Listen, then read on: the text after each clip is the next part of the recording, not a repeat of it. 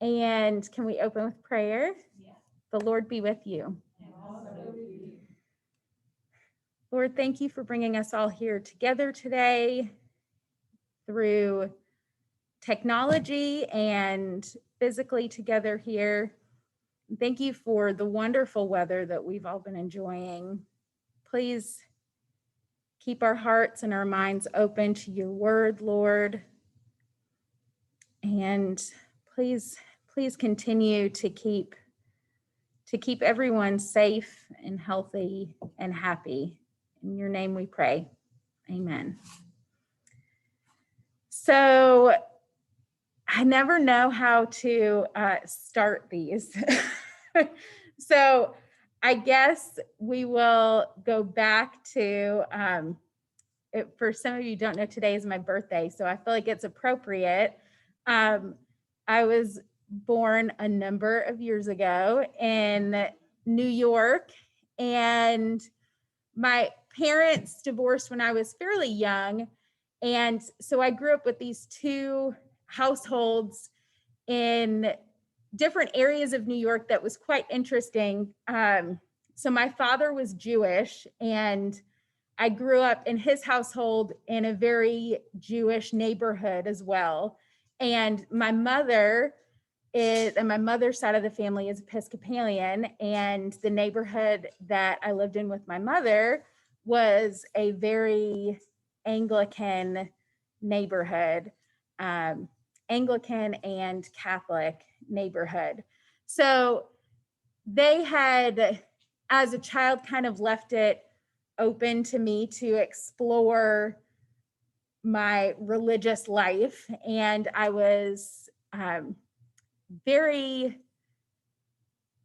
I guess, I was just very intrigued by both traditions. And I still enjoy so much of the Jewish tradition, and especially the Orthodox Jewish tradition, just the way they live into history and their traditions. And I think that is just so wonderful. And being an Episcopalian now, I have a great respect for being able to experience a lot of that, because as we know, Jesus grew up in a very Jewish society. So, and was a good Jewish boy for a lot of his life. So, as I got older, I did go to youth group, and I had a lot of experiences within the Episcopal Church, mainly thanks to my grandmother on my mom's side.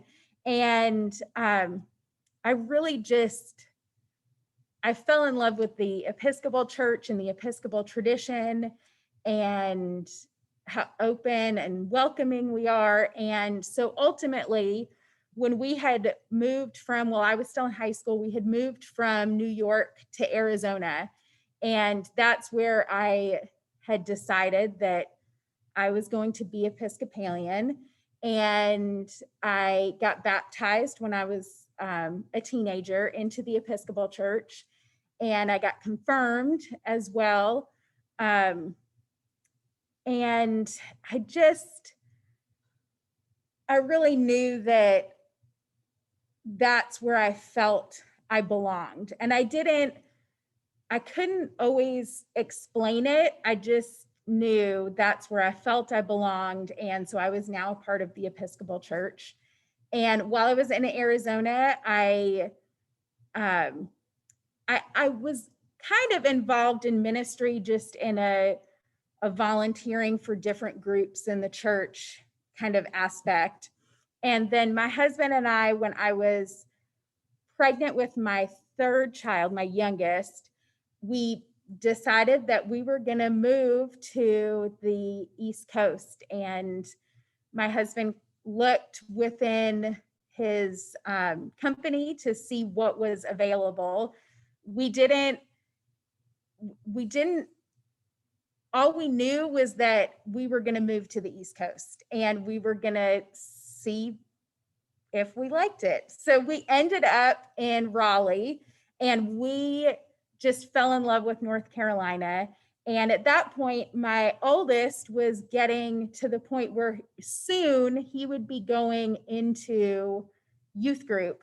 And I had been a part of youth group when I was a teenager a little bit, and I had volunteered a little bit in youth ministries, but I said, I'm going to wholeheartedly dive into volunteering with youth ministries at the church that we were at the time to kind of check out what youth ministries is all about here and what it's all about now. And I wanted to do it before my oldest got into youth ministry so that I wouldn't, be in his space.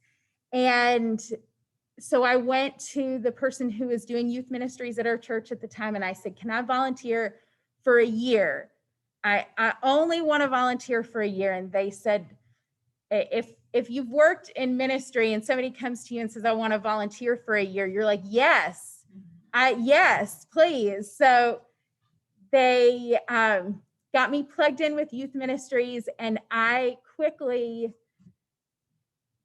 fell in love with it. And there was something in my heart that said that this is what I'm supposed to be doing within the church. And I had always felt like I belonged in the Episcopal Church, but I didn't know what I was supposed to do within that space. And I didn't know, I knew that in many aspects of my life, I was living out my faith, but I just felt like there was something as far as living out my faith and being called into action that was missing. And this was it. I said, I want to do this forever. And in a volunteer aspect, in a career aspect, whatever this means, this is what I want to be doing. And my oldest kind of laughs at me because I took that year so that I wouldn't be in his space. And I now have been involved with youth ministries every single year he has been a part of youth ministries. So, and every single year he has been at summer camp, I have been there with him at summer camp. So I tried to give him his space, and then I completely went the other direction. But at that point, I didn't really know what the future held as far as that, but I knew that youth ministries was where I was being called to. And it was just this moment of understanding that I didn't completely know how to explain to people, but I knew that that was it. I said, this is what I'm going to do. And so I continued to volunteer within youth ministries, and I continued to just whatever there was to volunteer for, if it was a big activity, if it was camp stuff, like whatever there was to volunteer for, I was your person. I wanted to learn everything about this. And then within that space, when I was getting really involved with youth ministries, is when I had a kind of a left turn, I guess, in another aspect of my life. So we had been in North Carolina for a few years now at this point, and my stepfather, who was just such a huge part of my life, he had been in an accident at work and had been killed suddenly and unexpectedly. And I remember that for me was probably I would say maybe the hardest thing that I've ever had to do was to tell my children that their grandfather had died. And at that point in my journey, I didn't really know what to do with that, because my stepfather was the person who taught me that family and being important to somebody had nothing to do with bloodline, had nothing to do with um, what have you done for me. It was when I will admit, when I first met my stepfather, well before he was my stepfather, I didn't like him. I said, who are you? And why are you talking to my mom? And he always had this way of, you are, if this is going to continue, you're one of my children, and these children of yours, they're my grandchildren. No questions about it. And I love you because you are you, not because you've done anything for me, not because you're biologically my child. I love you because you're you, and you're my child, and your children are my grandchildren. We always had a joke that I could bring home any child and say, oh, this is another one of my kids. This is your new grandkid for today. And he would treat them and spoil them exactly as all of the other kids. And it didn't matter who they were or where they came from or what they had done. And so I wrestled with, how could you take this person from our lives? And he was young, and it was sudden. And so shortly after that, I felt this need to go back home to Arizona and help my family, particularly my mom and my grandmother, kind of work through this time. And I needed to work through what was going on as well. And so we moved back to Arizona for what I knew would be a year. I had said to my family, we're coming back for a year to help. Thank goodness my husband is kind and listens to my crazy ideas of, let's just move back to Arizona for a year, because people do that. And he said, okay. And thank goodness he had a job at the time that we were able to do that. And I learned a lot in that year. And so when I came back, I knew that I still wanted to be a part of youth ministries. And the church that I had been at prior to moving to North Carolina said, well, this is perfect timing. Our youth minister is leaving and she is moving on to new things. So would you like a job as our youth minister here? And I didn't know if they were crazy or I was. This was my first, I guess you would say, real job in youth ministries. And so I graciously accepted, and they were well aware I was only going to be there for a year. And those pieces had kind of fallen into place. I was coming to help my family. I was going to work in youth ministries, which I felt like gave me this almost legitimate, like it was becoming more real what I was doing. I was not just volunteering anymore. Like this was becoming what I would do with my life. And so I really lived into that over that year. And I learned a lot about, when I was wrestling with what had happened with my stepfather, that my spiritual journey, I started to really learn, was about slowing down and listening to what God had for me, but also living into the experiences that were out there and the people that were there, and how those things living into the experiences and really listening to and interacting with all the people was what was going to shape my spiritual journey. And so after a year, we went back to North Carolina, and we were in primarily the Wilmington area during this time. And sure enough,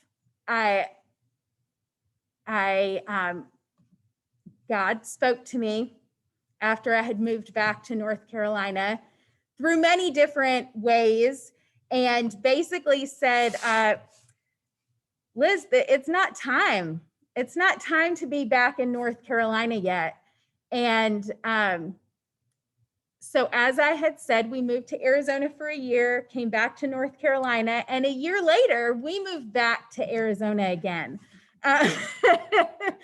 And it was just this, I didn't truly understand it at the time. I just knew that it didn't feel right to be back in North Carolina yet.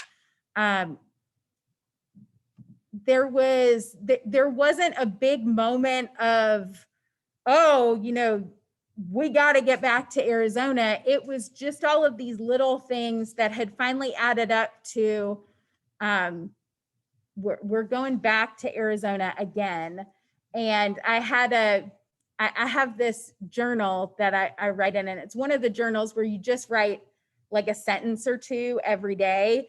And so I had noticed that during this one particular week in August, over the course of, 3 separate summers, it was, I'm moving back to Arizona. I'm moving back to North Carolina. I'm moving back to Arizona. And I'm like, oh my gosh, if this continues to be a pattern, I don't know if I'm going to have a husband left soon. I don't know. My kids might go, no, Mom, we're just staying. Wherever we are, we're just staying. But I knew that I was meant to be back in Arizona. And it's one of the times in my life where I couldn't explain it to everybody. And I knew that it looked crazy to people that we were just moving back and forth across the country. But I said, I just know that it's not time yet. And so we moved back to Arizona, and that, I think, really shaped my spiritual journey at that point. I had really started to understand that I needed to slow down and listen to God. And I think the listening part is the hardest, because you often have to slow down and be quiet. And that's not one of my gifts that come easy to me. So you have to slow down and be quiet. And I learned during that point too, that I needed to live into the experiences that were available to me and really lean into the people that were around me. And so we came back to Arizona, and I got a job working at a church that was not the church I had always been at in Arizona. And I still adore that church. They were such a wonderful youth group. But then I did end up back at my original church in Arizona, who probably also thought that I had lost my mind a little, that I was like, she keeps coming back every year or two, and what is she doing? And that I think for me was where I just really understood my calling and what it means to be called by God, and what it means to listen and act on that call. And so we were back in Arizona. It was me and my husband and my 3 kids, and I have some family in Arizona. And I was just really enjoying this time in youth ministries. And I got asked to, that's where I got asked to be a part of summer camp as well. And my first summer at summer camp, I got asked if I would come up for 2 weeks to be the middle school speaker for camp. And I said, I have no idea what this entails. And I don't know if I'll be good at it, but I'll try for for 2 weeks. And at the end of the 2 weeks, I said, I'm going to be back next summer, so I hope you have something for me to do next summer, which turned into me the following summer being there for all 5 weeks of camp. And just things like that, like being invited to be a speaker for summer camp. Previously in my life, I didn't have a full understanding of how when we're asked by people in our lives to do things or invited into spaces, what does that really look like as far as our spiritual journey and being called by God? And I would shy away from things like that for fear of, can I do it? For fear of, am I going to be good enough at it? What, and for as outgoing as I've always been, I've always had a big fear of, is this person crazy? They must not really know me. I'm not going to be very good at that. I should probably just say no. And but being able to understand and live into, God shows us who we are often through what other people see in us that sometimes it's hard for us to see in ourselves. And they help bring that out in us and help show us the things that they see in us. And being invited into that space of camp was one of those times that I didn't see that in me, even though it was similar to what I had been doing for so long with youth ministries. It was a different space. It's a whole different ballgame when you are at camp for weeks at a time with these kids and they're in this different space. I had an understanding too that camp was this space where kids get to go and be away from whatever their everyday life is. And it's this very meaningful experience for a lot of them. And so I just said, am I going to ruin that experience for them because this crazy lady's up there not knowing what she's talking about? And the person who had invited me into that space said, no, just live into that camp space with them. And he said, you'll do great. I know it. And I listened to him, and I have been a part of camp ever since then. And that has then led to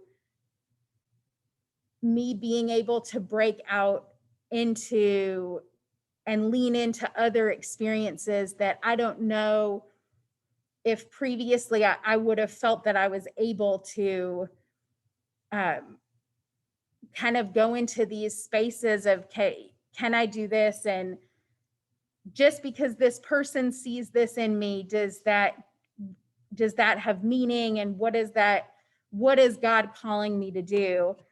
And a big part of that was when I started doing mission trips with students. And a lot of people that I know have said to me, you want to do what?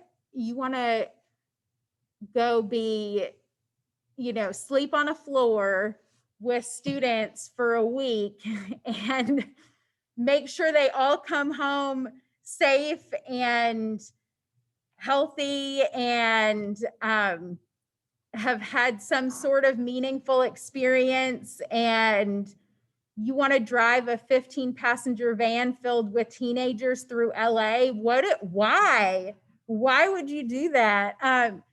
And I knew that at that point in my life, I had found this space of breaking out of my own comfort zone, helping others to break out of their own comfort zone and really live into experiences, because I truly believe that it's the experiences and the people that is where you find God and where you hear God most often. And I've had a couple experiences on mission trips that have changed and affirmed who I know God is calling me to be, and my understanding of God and my interacting with the world because of God. I had taken some students on a mission trip to LA, and we were on our last night there. And if you've never done a mission trip with students, when you're on your last night, you are so tired, but you're at the point of being so tired that you have caught your second wind. And so somehow you're still moving forward. And we were walking around LA handing out sandwiches and lemonade to homeless people on the streets of LA. And interacting with some of these people and watching my students interact with these people with just being God, being Christ, being the hands and feet here on earth. And it's these students that, 20 minutes ago in the van, I thought, oh my goodness, all right, please be kind. Please don't be crazy. Please don't say anything inappropriate. Please don't, and somehow they get into these spaces, and I have now learned more from them than I could have possibly ever taught them. And being able to watch these interactions and watch the people that it is my calling to be a part of their life, watching them interact with the life of the church, the life of the world, and teach me about what it means to be Christ-like and be called to serve Christ is absolutely incredible. And I think on every mission trip, we've had that aha moment of you come away understanding the world in a new way. You come away understanding people in a new way, the people that you're there with and the people that you've interacted with on this trip that you probably will never see again ever, but you just come away with this new understanding of the world. And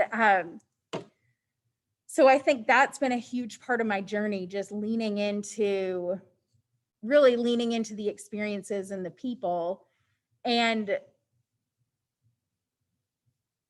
so during all of this journey while I was back in Arizona, I got invited to go on a trip to the Holy Land with some people who were in youth ministries in the Diocese of Arizona. And the person who asked me, I looked at him and I said, it sounds like you're forming this in a question, but I don't know why you're not just telling me, like, these are the dates we're going. Why are you asking me this in a question form? Of course I'm going. Of course I'm going. And so our first Sunday that we arrived late on a Saturday night. And so Sunday morning, we went to an Arab Anglican church about 30 minutes from the Sea of Galilee. And when we arrived, we looked down, and you have to climb up all these stairs to get to this Arab Anglican church. And we looked down, and there's these Orthodox Jewish families that are walking along the side of the road. And all of a sudden we hear the Islamic call to prayer over the, like, booming over these loudspeakers.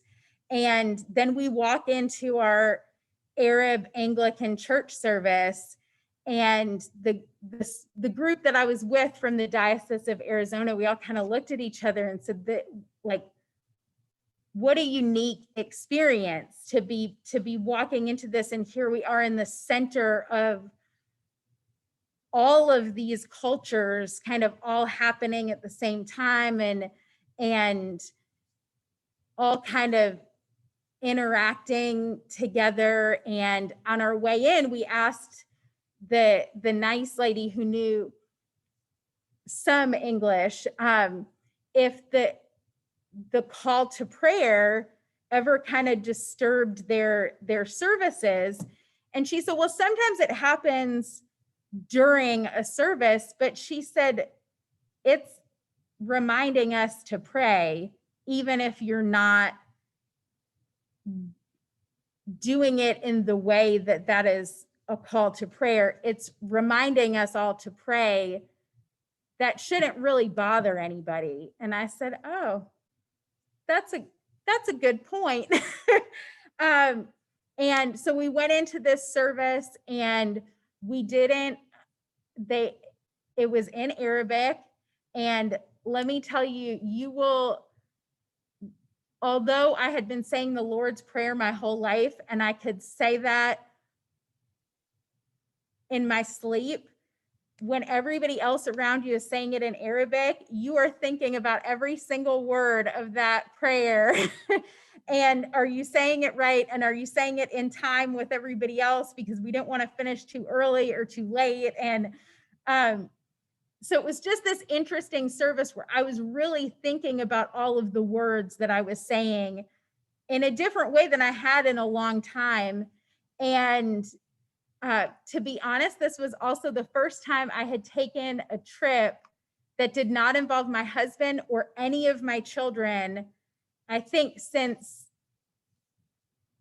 probably I had met my husband.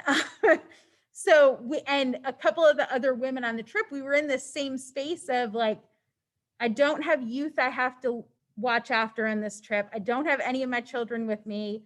My husband's not with me. It was this new space for us. But a little part of me was sad that they weren't all there with me.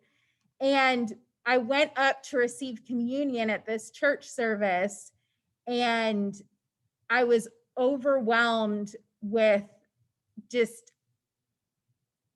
all of these emotions. And I had tears coming down, and I said, I am here at this amazing service that I will remember for the rest of my life on the other side of the world.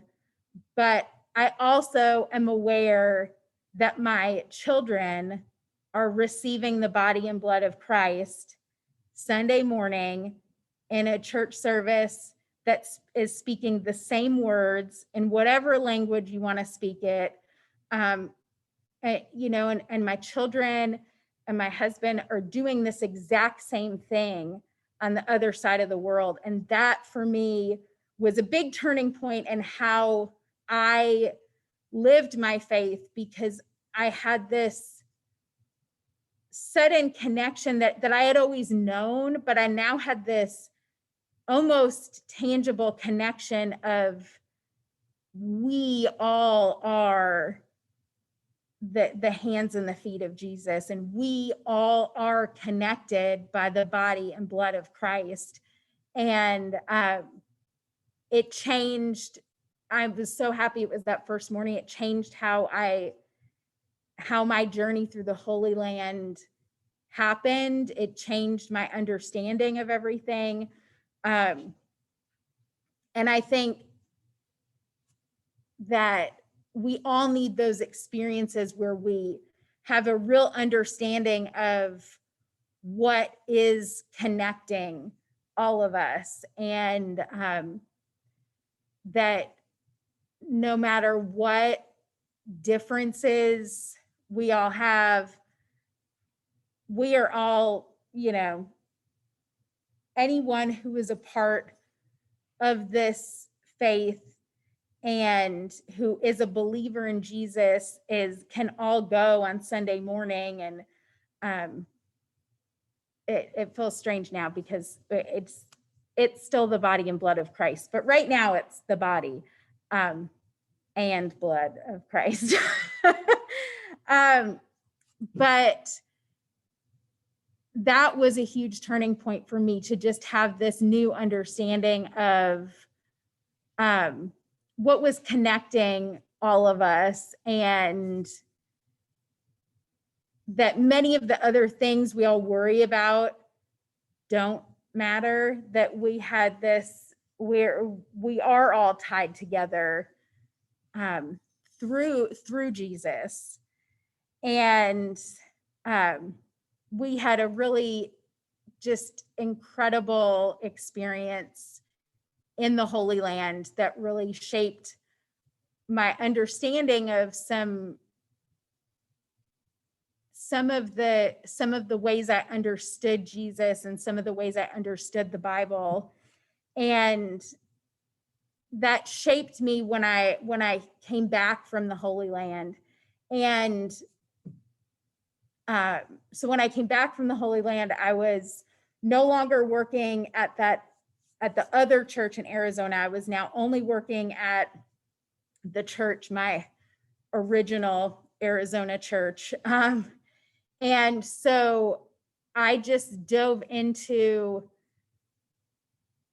everything I could be a part of, with youth ministries and camp and mission trips, and just creating, my goal was creating experiences for youth and children to be able to learn and then put that faith and that learning into action. Because I had been shaped at this point to really understand that getting outside, learning and soaking in everything was really important, to then be able to go out and put that faith into action. And without that part, what are we doing without that part of being able to live it out and experience what living it out really meant? And a big part of that for me was to say yes to things that maybe other people thought were crazy, maybe I thought was crazy, because that's how we find what God is calling us to do, is to go and try new things, try different things, listen to people that are important in our lives, who see things in us that we don't always see in ourselves. And I had several people at St. Peter's in Arizona who believed in me when I didn't believe in myself, as far as what God was calling me to do and be. And one of my one of them is a couple who are some of my former youth leaders at that church. And one of them, he likes to joke that he said, Liz loves ministry, youth ministry and children's ministry more than I love anything in my life. And I have kids and I'm married. So, and that's during that time, I just really learned to listen to God through the experiences that I was having and through the people that were around me. And when somebody can see something in you, I already knew that I loved youth ministries, but when I could hear people telling me that they saw that in me, it's those moments of like, okay, this is confirming what I think God is calling me to do and be. And so we had some things at that church that we had definitely been through. And I had promised, we had a large group of seniors at that church who I had promised that I would be there through summer 2020. And this was long before I knew what summer 2020 was going to look like. But I had promised them I will be here. They were all graduating in May of 2020, and they needed some stability in what was going on. And I had promised them this, and summer 2020 started getting closer, and I really prayed a lot about, I don't know what my next step is. I know that I love it here at St. Peter's. I love the people here. I love the children here, but whatever my next step is, I have no idea what that's going to look like. And I had really started to pray about that as we got closer to summer 2020. And something really started to nudge me in the direction of, maybe now's the time, and that the time to move on from St. Peter's, maybe the time to move on from Arizona. And at first I thought, I thought this once before, and then I moved right back. So maybe not. But the more I leaned into it, the more I thought, the last time I had moved back to North Carolina, I didn't have that sense of like, it's time. I said, but now I have this sense of it's time. And I had so much closure with a lot of things in my life there in Arizona. And then all of a sudden, through several people in my life, I had kind of said, okay, I'm open to what else there is out there. And through several people in my life, this particular job literally ended up in my inbox and through several people. And I went, okay, all right. This is crazy because at this point we're in the middle of a pandemic. But, part of me thought, why would you apply for anything right now? That's crazy. And then the other part of me thought, we're in the middle of a pandemic. What better time to see what happens? So I applied for here, and I haven't told many people this, but I had my feelers out there for what was out there. This is the job that it kind of literally landed in my inbox from 3 separate people within 24 hours. And I said, okay, all right, I will listen, I will apply. And I had also applied for another job that they were using a company called Ministry Architects, which is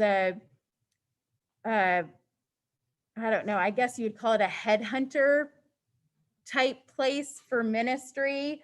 They help you see what your church needs and help you fill those needs. So I had a couple interviews with that church, and it didn't feel right. And it was a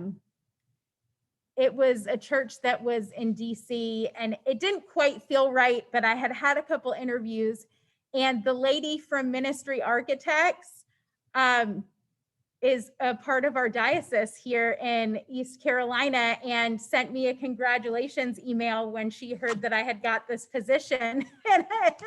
So coincidence, I don't know, but so I had applied for this position, and something just felt right about applying. I still didn't know, it still felt crazy. I had an interview, and it still felt crazy. And then I was asked if I would come out here for a weekend, and that felt really crazy. And I had a very, very, very good friend of mine who is also a pastor, and he said to me, he said, what ideas feel the craziest to you? And I said, well, I tell people all the time that taking a bunch of students to other states to go work for a week and sleep on the floor with them and stuff, that's crazy. And to go spend 5 weeks at summer camp with a bunch of kids and teenagers is crazy. And he said, yeah, but that's you, and you love that stuff, like that, you live for that stuff. And I said, yeah. And he said, well, maybe this idea being crazy and going to Kinston for a weekend, maybe it's supposed to feel crazy, and maybe that's exactly why you should go. And so I came here, and I don't quite know how to explain. And I always feel funny when people ask to explain my spiritual journey, because there's so many parts of a spiritual journey that you can't explain in words. You can't.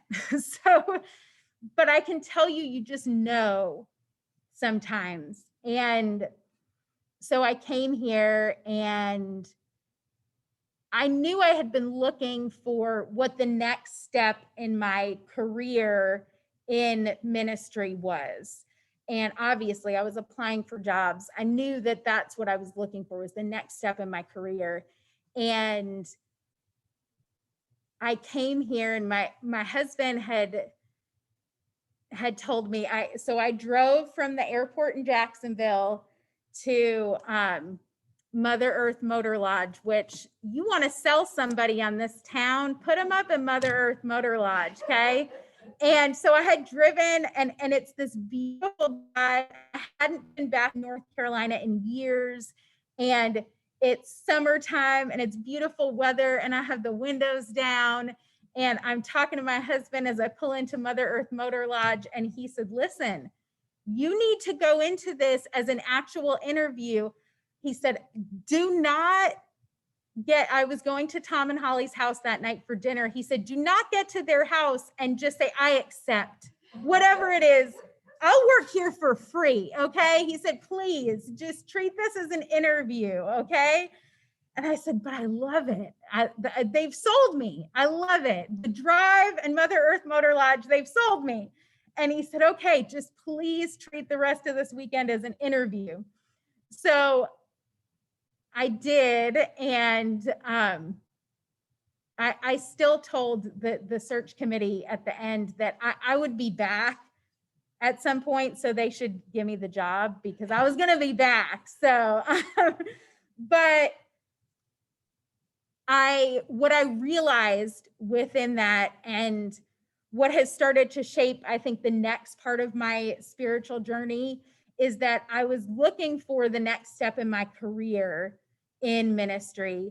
And when I got here for that weekend, and since being here in the last 6 months, it wasn't the next step in my career in ministry that I was really looking for. It was this, what is my next step in my way of life, of living a Christ-like life?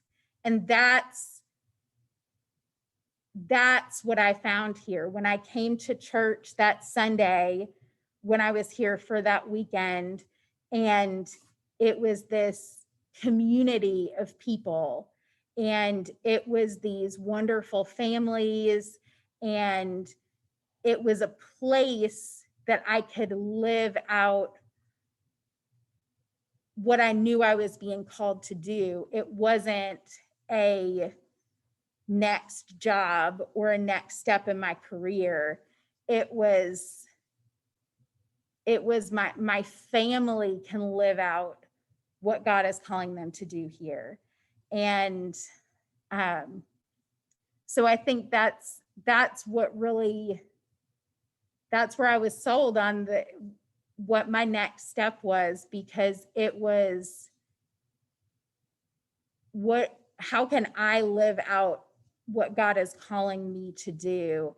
And that's not just a job. Even if you work in ministry, it's not just a job. It's, where is that next way of life in living out a Christ-like life? So before I cry too much, does anybody have any questions or anything I can clarify for you? I know when I start talking about my spiritual journey, I get excited, and sometimes I'm all over the place. So. What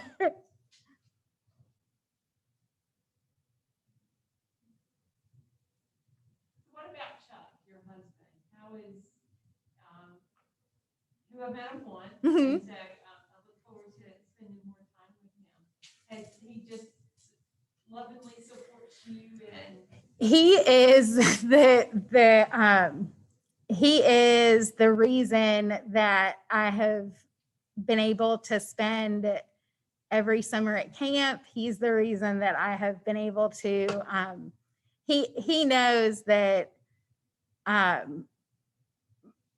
you know, summer in ministry is usually my favorite part of the year. The summer 2020, I was supposed to be, before everything hit, I was supposed to be home for, I think, 7 days out of June and July, because I was going to be at camp. Then I was going to be on a mission trip. Then I was going to be on a different mission trip. Then I was going to be at EYE, our Episcopal youth event, all of which got canceled. But I couldn't do any of that without him. He certainly supported me in the beginning when all I wanted to do was volunteer.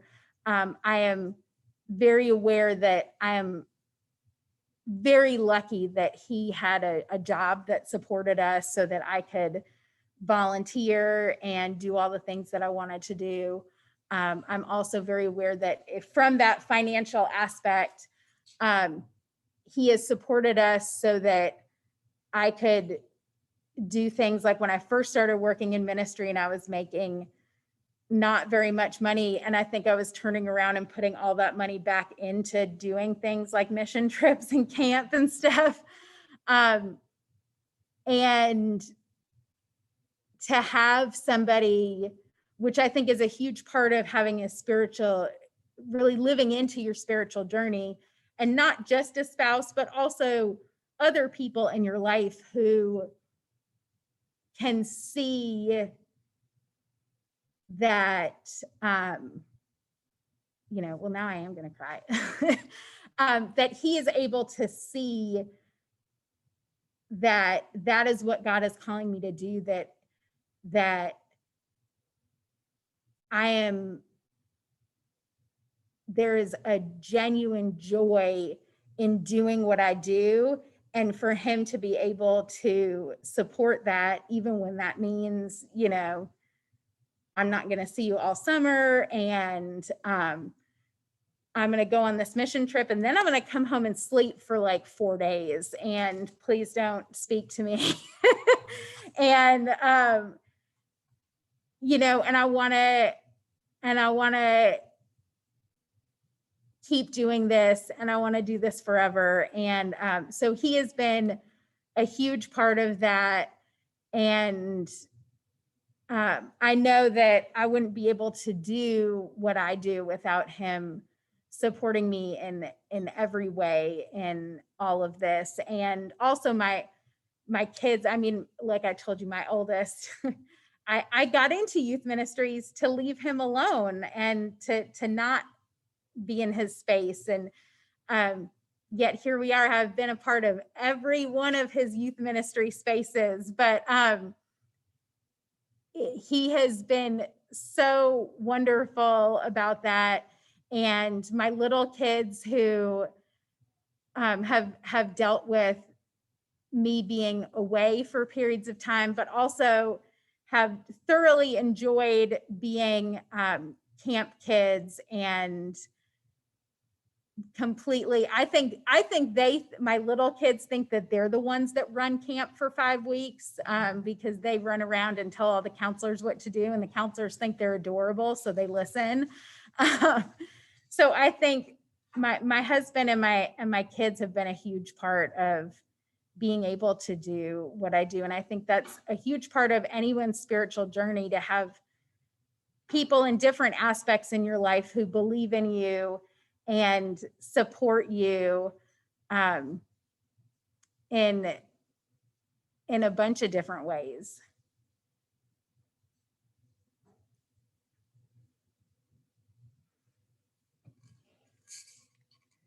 Any other questions?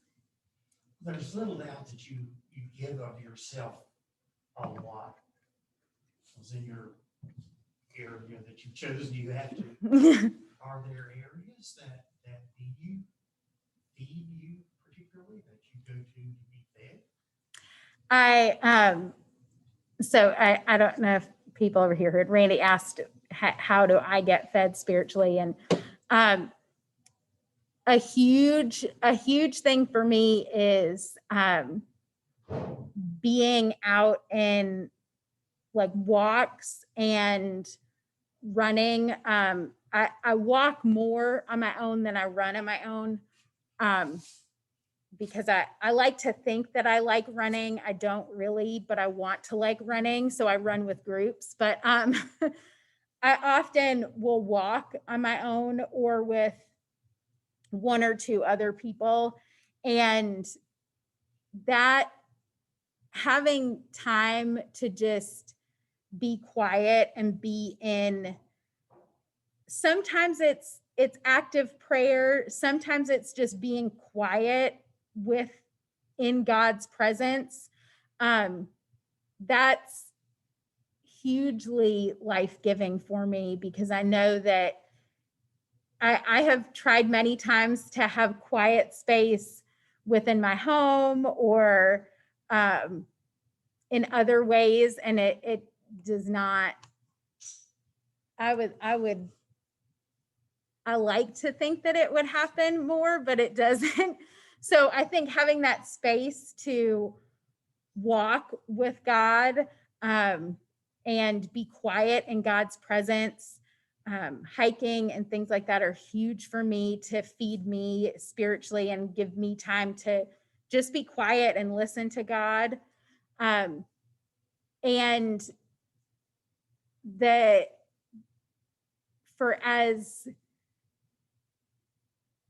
it's kind of a paradox of like both, because it's so just exhausting, but also so spiritually life-giving to me when I get to do things that are service work, particularly with teens and kids, is so life-giving to me, because just to have those, and service work in general for me, that's where I find a lot of just, it spiritually fills me, getting to pick up trash with the Kinston trash bashers and things like that, but particularly with kids and teens. And I learned so much from doing service work with them, and just being able to experience them growing, and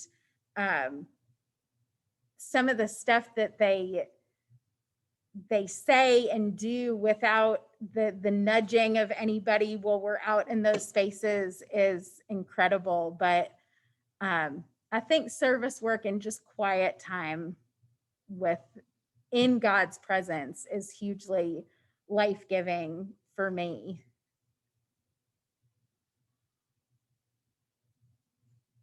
Liz, thank you. This has been wonderful.